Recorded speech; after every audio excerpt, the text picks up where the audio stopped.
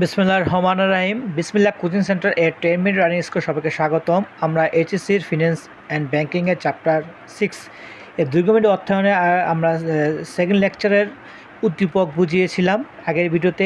এর পরের ভিডিওতে আমরা এ বন্ড এবং বি বন্ড অঙ্কটা সলভ করে দেখিয়েছিলাম এবং বলেছিলাম যে এ বন্ড এবং বি বন্ডের মধ্যে কোনটা আমাদের বিনিয়োগ করা উচিত। এ বন্ড এবং বি বন্ডের মধ্যে আমরা বলেছিলাম যে বন্ডের বাজার মূল্য থেকে বর্তমান মূল্য বেশি সেই বন্ডে আমাদের বিনিয়োগ করা উচিত। তাহলে আমরা দেখেছিলাম যে এ বন্ডের বাজার মূল্য ছিল 1100 টাকা, কিন্তু বর্তমান মূল্য ছিল কত? 1200 টাকা। আর বি বন্ডের বাজার মূল্য ছিল 600 টাকা এবং বর্তমান মূল্য ছিল 478 টাকা। তার মানে আমাদের এটা বোঝা যাচ্ছে যে বাজার মূল্য থেকে বর্তমান মূল্য কম, তার মানে এই বন্ডে বিনিয়োগ করা ক্ষতি, আমাদের ক্ষতির সম্মুখীন হবো, তাই আমাদের এ বন্ডে বিনিয়োগ করা উচিত। এবং আমি বলেছিলাম পরের ভিডিওতে আমরা তার বন্ধু যে পরামর্শ ছিল সি বন্ডের আমরা বিনিয়োগ করলে লাভ হবে কিনা এটা আমরা দেখাবো। এখন আমাদের সি বন্ডটা আমরা সলভ করে দেখাবো। সি বন্ড আমাদের দেওয়া আছে সি বন্ড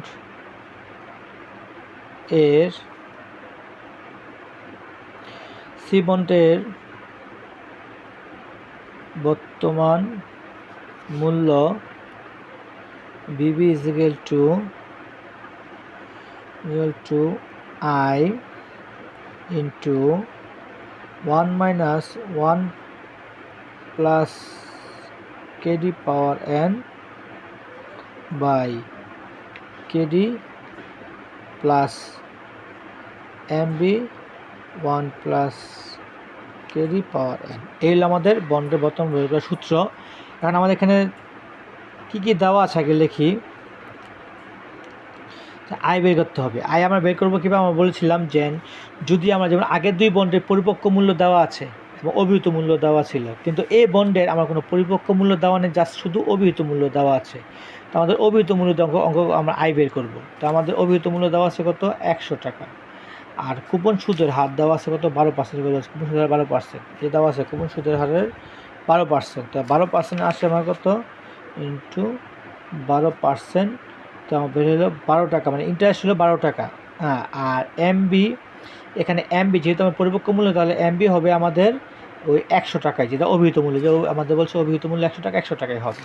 আচ্ছা, আর কেডি আমাদের ওই প্রত্যাশিত মূল্য দেওয়া আছে কত? 10% বা 0.10। ওকে, এই আমাদের মান বের করছে। এখন আমাদের অঙ্ক যদি সাজাই, তারপর আই পাচ্ছি হলো আমাদের তো 12 টাকা ইন্টু 1 minus 1 প্লাস কেডি হলো আমাদের 0.10। পাওয়ার হলো কয় বছর? 8 বছর। এখানে 8 বছর দেওয়া আছে, দেখো 8 বছর। আচ্ছা, 8 বছর বাই কেডি হলো 0.10 প্লাস এমবি দেওয়া আছে কত? ওই 100 টাকায়, আর 1 প্লাস 0.10 পাওয়ার কত? 8। আচ্ছা, এখন দেখো এইটা আমরা বের করব কিভাবে। এটা আমার বের করার নিয়ম হলো, আমরা বের করে দেবো 1 minus 1 ভাগ 1.10 পাওয়ার 8 সমান তারপরে ভাগ 0.10। এইভাবে যদি আমরা ক্যালকুলেটর তাহলে আমার ইকুয়াল টিপ দিয়ে, তাহলে আমার 12 ইন্টু পাবো আমরা 5.3349। অনেকগুলো সংখ্যা আসতে পারে, কিন্তু আমরা সাধারণত 4 থেকে 5টি সংখ্যা পর্যন্ত দশমিকের উপর নেব। আচ্ছা, প্লাস, আর এটা বের করবো কীভাবে? এটা একই নিয়ম, 100 ভাগ 1.10 পাওয়ার 8। এটা ভাগ করলে আমরা পাবো 46.65। এখন দেখো আমরা জানি এই আগে গুণের কাজ করতে হয়। তো আগে যদি গুণ করি তাহলে আমরা পাবো 64.0118 প্লাস 46.65। এখন এই দুটা যোগ করলে আমরা পাবো 110.67। এই হলো আমাদের সি বন্ডের বর্তমান মূল্য। দেখা এখন সি বন্ডের অভিহিত বাজার মূল্য যেহেতু দেওয়া নাই, হ্যাঁ, সি বন্ডের বাজার মূল্য দেওয়া আছে কত? 119 টাকা।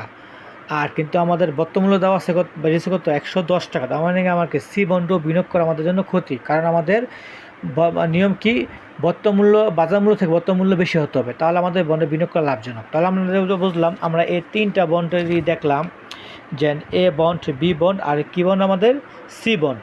তো এ বন্ড, বি বন্ড আর সি বন্ডের মধ্যে একমাত্র আমাদের এ বন্ডই লাভজনক। কীভাবে লাভজনক? এ বন্ডের বর্তমান মূল্য হইল আমাদের 1200 টাকা, বাজার মূল্য হলো 1100 টাকা।